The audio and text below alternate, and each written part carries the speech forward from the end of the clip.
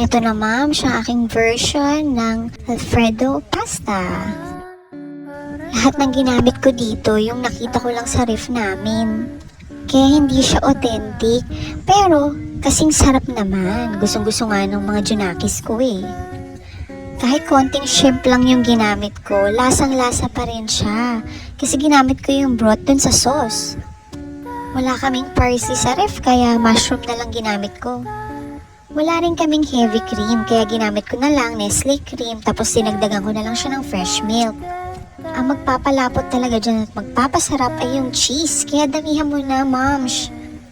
Kung mahilig ka sa maanghang, pwede mo siyang lagyan ng pampaanghang na paborito mo. Kami nilagay namin chili powder, sobrang sarap. Gustong gusto ng panganay ko, pinartneran pa nga niya ng tinapay na may butter.